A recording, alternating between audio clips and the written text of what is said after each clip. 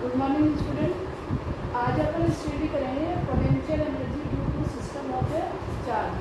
तो अपन है 2 या मोर देन 2 चार्ज लेने हैं और उनकी जो पोटेंशियल एनर्जी आएगी रिजल्टेंट वो अपन फाइंड आउट करेंगे।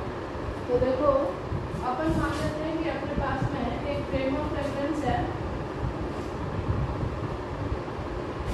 और ये विदाउट इलेक्ट्रिक फील्ड है, यहाँ पे कोई भी इलेक्ट्रिक फील्ड नहीं है। तो यदि इनिशियली कोई इलेक्ट्रिक फील्ड नहीं है तो क्या होगा, यहाँ पे पहले पोटेंशियल क्या होगा, जीरो होगा, क्योंकि किसी भी चार्ज की वजह से पोटेंशियल बनता है। तो यहाँ कोई पोटेंशियल नहीं है। अब यदि अपन बात करें पोटेंशियल एनर्जी की, तो पोटेंशियल एनर्जी अपन ने पढ़ा है तो potential energy B is equal to होता है, ये B इज इक्वल टू होता है W/Q, और W को अपन एज पोटेंशियल एनर्जी लेंगे तो ये होगा V × Q, पोटेंशियल और चार्ज का प्रोडक्ट। ठीक है, तो ये तो अपने पास में एक नॉर्मल फॉर्मूला है जो अपन पहले भी स्टडी कर चुके हैं। अब हम बात कर रहे हैं कि मान लो मेरे पास में गिवन चार्ज है और इसको मैं इनफाइनाइट से यहाँ पे रखना चाह रही हूँ, यहाँ पे लाना चाह रही हूँ। ठीक है, तो इनफाइनाइट से इस चार्ज को इस फ्रेम ऑफ रेफरेंस में लाने के लिए आपको वर्क डन कितना करना पड़ेगा, V × Q के बराबर। अब V क्या है, यहाँ पे इनिशियली 0 है, तो यानी इस फ्रेम ऑफ रेफरेंस में जो खाली जगह है यहाँ पे कहीं भी आप चार्ज यहाँ पे रखेंगे तो जो पोटेंशियल एनर्जी आएगी वो क्या आएगी, 0 आएगी, जो इसको अपन कह सकते हैं W1। तो पोटेंशियल 0 होने की वजह से ये अपने पास में वैल्यू क्या बनेगी, 0, क्योंकि V इज इक्वल टू क्या है, 0 है। ठीक है, अब यहाँ पे आपने मान लो ये R1 पोजीशन पे रखा है और इस पोजीशन पर रखने के बाद में यहाँ इसका एक पोटेंशियल होगा V1, जिसको अपन कह सकते हैं कि Q1/R1 से डिनोट कर सकते हैं। ठीक है, अब यदि अपन सेकंड चार्ज Q2 यदि लेके आते हैं तो अपन को इस चार्ज को यहाँ किसी भी पोजीशन पे लाने के लिए इसे पोटेंशियल के अगेंस्ट वर्क करना पड़ेगा। तो इस चार्ज को यदि आप लाते हो, मान लो मैंने यहाँ पे रखा, तो इन दोनों के जो बीच की डिस्टेंस है वो क्या हो जाएगी, R1/2। ठीक है, पोजीशन वेक्टर के अकॉर्डिंग। तो यहाँ जो वर्क डन आएगा सेकंड है वो आपका क्या होगा, V1 × Q2। V1 अपने पास में किसका पोटेंशियल है, due to the charge Q2। ठीक है, तो ये अपने पास में देखिए पोटेंशियल एनर्जी आ गई Q2 चार्ज को लाने के लिए।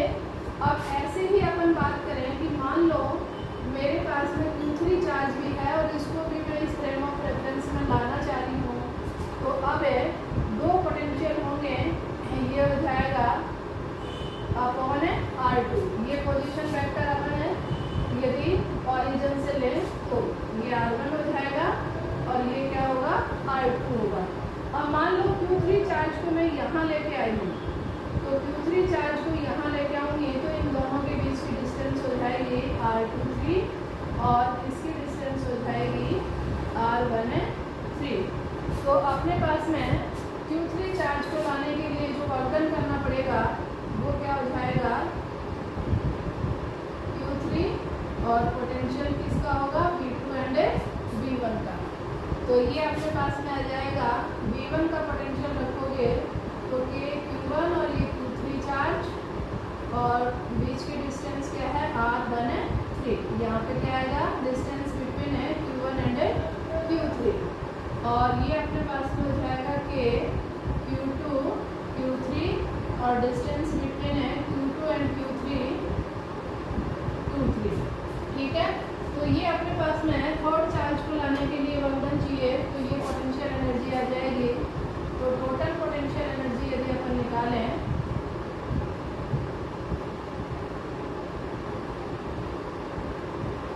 तो ये क्या होगी बेटा, W/2 और प्लस 3। तो 1 अपने पास में 0 है और 2 क्या है, यहाँ पे यदि अपन V1 की वैल्यू पुट करें तो K Q1 Q2 और अपॉन ये हो जाएगा ये तो 0 है और ये हो जाएगा K Q1 Q2 R12 और ये अपने पास में 3 की वैल्यू ये है तो K 13 R13 और K Q2 Q3 और R23। ये अपन को ध्यान रखना है कि ये जो डिस्टेंस आएगी ये Q2 Q3 के बीच में आएगी, ये जो डिस्टेंस आएगी 1 और 3 के बीच में, और ये आएगी 1 और 2 के बीच में। ठीक है, तो ये अपने पास में आ गई टोटल पोटेंशियल एनर्जी। चाहो तो आप K को बाहर निकाल सकते हो। ठीक है, तो K को बाहर निकालेंगे तो K की वैल्यू अपन है ये भी डिनोट कर सकते हैं। तो ये हो जाएगा Q1 Q2 R12 Q1 Q3 R13 and Q2 Q3 और R23। तो ये अपन कहेंगे total potential energy due to system of charge without any electric field. तो ये एक इम्पोर्टेंट